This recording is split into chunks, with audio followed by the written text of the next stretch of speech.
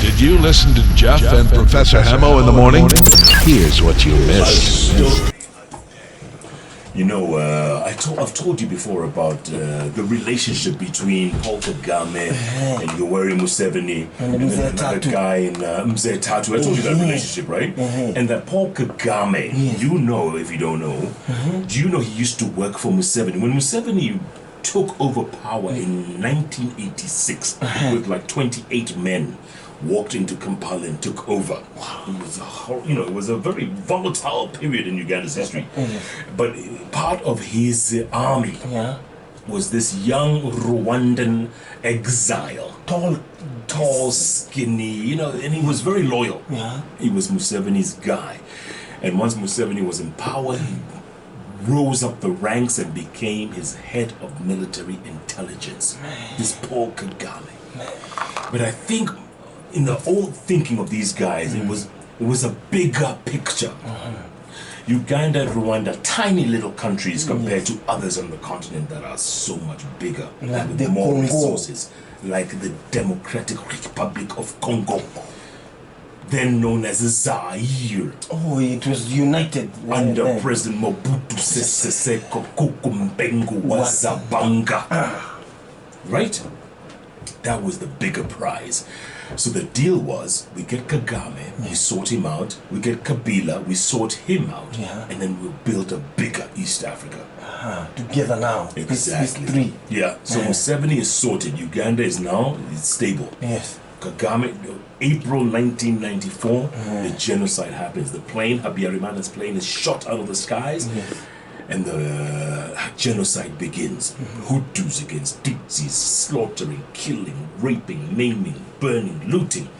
By the time they finished, in 100 days, more than 1 million, mostly Tutsis and moderate Hutus, had been killed. Right? So then Kagame now sees this is his opportunity. Let's move in. Museveni gives him a bunch of soldiers. They move in. They rescue Rwanda from the jaws of madness. Now he's installed. He's working his way up, right? That's Kagame, 1984. So 85, 86, he becomes president. Finally, in 86, he becomes president, and he's, the country is stabilizing. Now let's sort out Congo. Mobutu is still in power. What do we do? Man, it's a big country. Congo is the size of all of Western Europe. If you put it together, all of Western Europe can fit into Congo and still have space. Congo is huge, mighty Congo. Huge, the mighty Congo. So they decide, you know what? We'll walk. Just like Napoleon did in 1804, when he walked all the way from Paris to Moscow. We will walk from Eastern Congo all the way to Kinshasa with our little boy soldiers. They call them kadogos. Remember the guys with the gumboots? Yes. And they would walk and sing and dance, and that was a MO. Those kids, wanaimba tu. Mnanyorosha watu kidogo. So Mzee Tatu is at the forefront. They're going to go and take over because now Museveni, his country is sorted. Kagame, his country is sorted. This Mzee Tatu will be our guy where? In the Congo. In the DRC. 8 months later of walking 2,000 kilometers from Kisangani all the way to Kinshasa.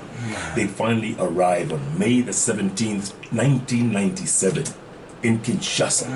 Mobutu flees.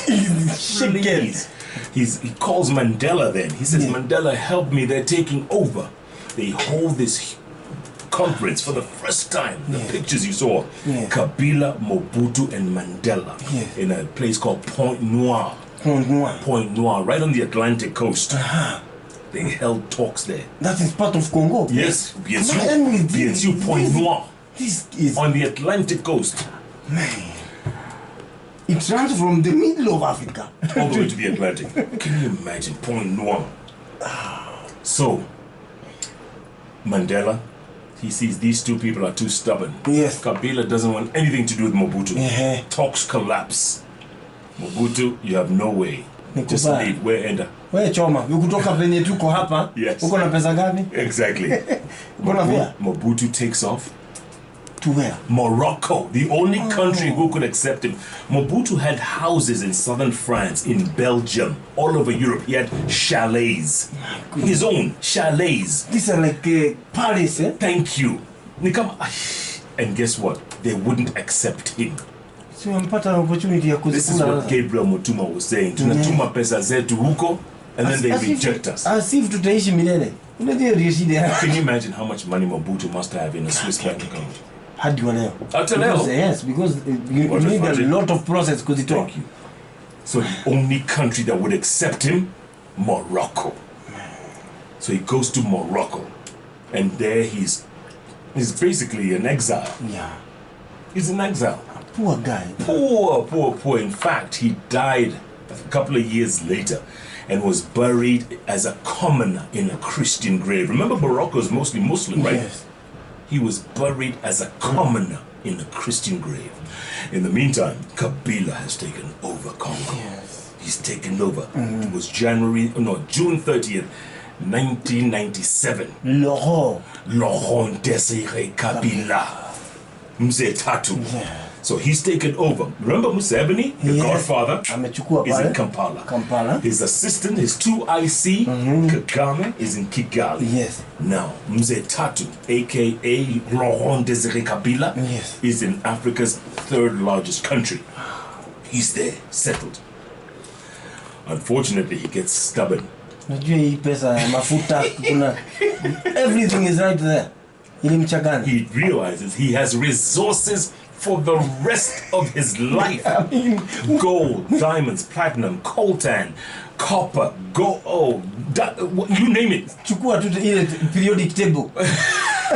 Go up and down. I'm telling you, man. And we haven't even talked about the forest and the trees and the other resource, the water, the wild the animals, mighty Congo, which can power all of Africa. If you were to harness that electricity, it could power all of sub-Saharan Africa. So anyway, he gets stubborn. He says, Nyinyi, with your tiny little countries, anaambia Museveni na Kagame. Can you imagine? The people who made him? Wakasema, sawa tu. Sawa. Kuna mzee mbili. Kwa sababu tatu ni kama kichwa yake imeharibika. But in the meantime, a war has broken out now. Because Congo. Yes. In that region, you know why? Because Rwanda, or certain elements, were already exploiting the coltan. And coltan is that mineral element that's used in every cell phone on the planet. Into a coltan. Only place you can get it on the planet? Congo. Le Congo. Republic du Congo. So Congo, because Rwanda, because it is stable. Yes. There's some elements up. Let's go in. Yes, and they don't have as many resources as Congo. Remember? Yes. Uganda sasa wanachukua zao. Yes. Kila mtu anakimbilia Congo because Congo imenyamaza. Kabila starts crying foul. Munaniiba. Yes. So guess what? He links up with Mugabe from Zimbabwe. Yes. With Dos Santos of Angola. Right? Yes. Gaddafi. Gaddafi, I think was he on the other side. And he links up with like 6 African countries. Chad. Those countries that border him. Yes. All the countries that border Congo. Yes. Now they all gang up against these bullies. Museveni and Kagame. Yes. Gaddafi, I think, threw his weight with these guys. Eritrea jumps in on the side of Kagame and Museveni, and it becomes Africa's world war. It was involving, they said, at least 10, 11 countries. Just Google for me, Kabila.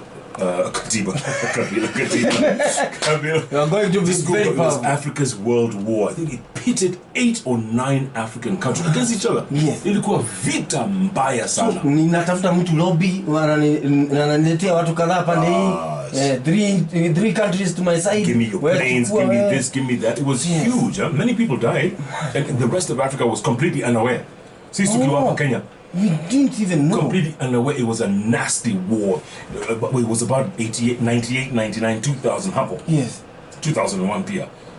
It was going on. You know the stories were Congo inaendelea tu vita ya kawaida. It was Africa's world. Museveni, everybody was in. Mugabe, Dushanto, all the big countries were involved. Man. So anyway, it ended in a stalemate. Yeah. Everyone went home after a while. Uh-huh. And then now Rwanda and Uganda now started vita yao. What, Rwanda wanapigana na Now, Uganda? yeah, the two brothers now. Yes. The general and his 2IC. Oh, yes. Sasa wanaanza kupigana. What was the problem? I think it's those resources in the Congo. So mahali They keep walikuwa coming. wamechuna. Bas. Imekatwa. Imeanza kukata. Oh, kuna moja anachuna mo. Bado kuna mwenye anachuna na alikuwa ametuambia tutachuna pamoja. Thank you. So now these two brothers are becoming rivals. But you see, Uganda is bigger. It's much bigger. But Rwanda is more tactical. Exactly. Boss. How They are Boss. They are good at strategizing. They're very good. So they are Back and forth. You know, that's what they've forgotten about. Well, Kabila ameuawa. Oh. 2001, remember? Yes. And his son has taken over. And they say, okay, we'll sort him out. Na wamegawanyisha nchi tayari. Boss. So who is taking over this other part? That's what they were fighting.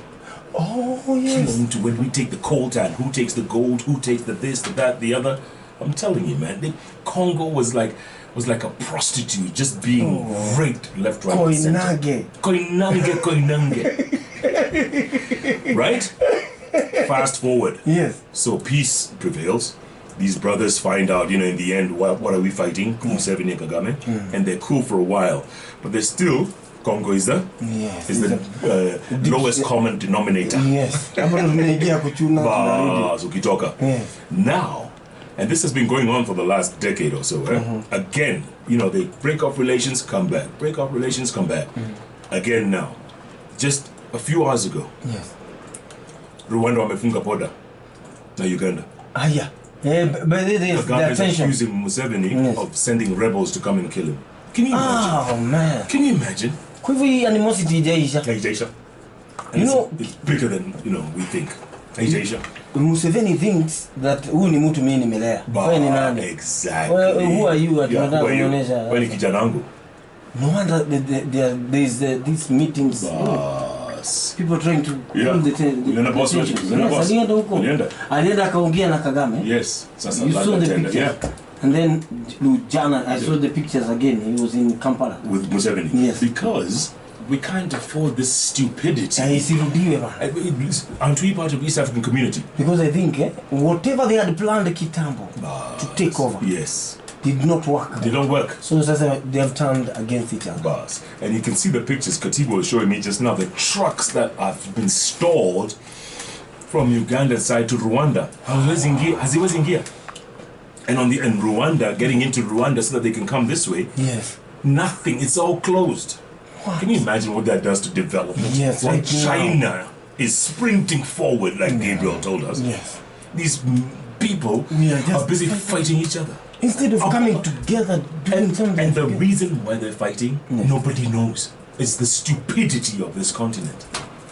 Ule mmoja anajua huyu ni mtoto wangu. Hata labda ni demo wanakosana. Labda alikosania mali wakati wa rebels. It's just ni makosa yenye ulifanyaga 1976. Exactly it. Ndio nakufuata mpaka wa leo. Imagine. And you see, Rwanda has been one of those areas inatukumbushaga our stupidity. Yes. And you've been to Entebbe airport. Oh my God. Ile ya matope. Oh, what are you saying? Ukitoka tu kwa ndege hivi ni matope. Immediately. Kwanza red soil. I mean, and that the beauty of that nation. Ukiona kwanza vile you're coming in over the mighty lake Victoria. Alafu unatoka hapo matope. Alafu unaenda kando, you want to become the best nation. Can you imagine? I think ndio maana ananyoroshwa. Wewe ni nani? Unataka kutuonesha nini? I'm telling you, man, the problem every time we take one step forward, you want to take 77 backwards. And then sit back and relax. And say, where did we go wrong? For 10 years we sit back and relax. Just and ask. Hey, tumenda. Because mahali mtu anatumia ati moderate Hutus. What is moderate? Can you imagine? What do you mean Can moderate? You imagine? I'll tell you that story on April the 6th.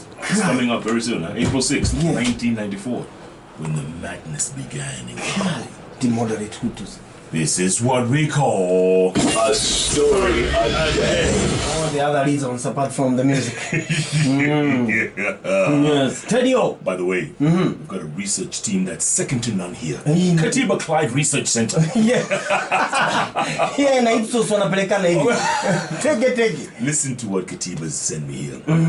Rwanda and Eritrea don't have vice presidents despite having presidents. Zimbabwe and Burundi, on the other hand, both have 2 vice presidents each. Just, chew on that for a while. Yeah. And then he says, in Rwanda, there's a 50-50 gender, equal 26 cabinet ministers, 13 men, 13 women. The youngest minister is age 31. The average age of ministers is 47 and a half. 17 of the ministers are below 50. Only 1 minister is over 60. Wow. In Rwanda, healthcare is free. Rwanda has also provided universal eye care for its citizens. The public schools are so advanced and effective that private schools had to close in mass numbers. They had to close due to low patronage. Private schools, eh? Hazina watu. Yeah.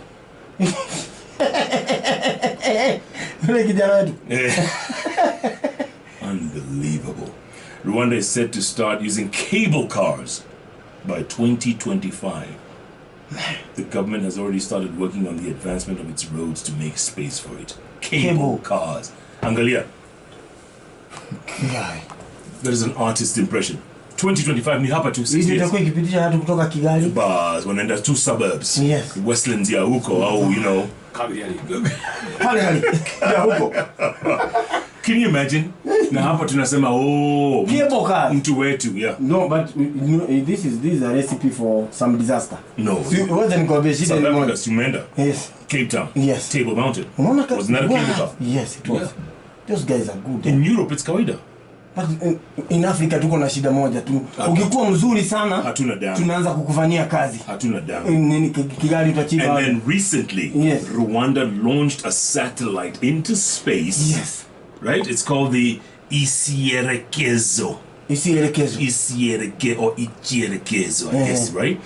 To connect rural schools to the internet. What Gabriel was telling us, every school with a tablet, every kid will be able to connect to this one cloud. Yeah. Kila mtu you can read from the same page. Yeah, alafu, skin bleaching products are illegal. Thank you. I just wanted to throw that. Thank you. Very important. Very important. Na sisi tuko wapi? Tunataka hizo ndio tunataka. Wapi dam zetu? Ati dam? Yes. Dam gani? Dam zetu. Sasa, unaongelea ni 21? No, ni 7. Only. Not only. What are the targets this year? Tuko na shida. Tulikula na nani? Ulikula na nani? Oakman. You know what they say? Yes. Damn. Damn. It is dumb to ask about the dumb. And you know what? You're damned if you do. Damned if you don't.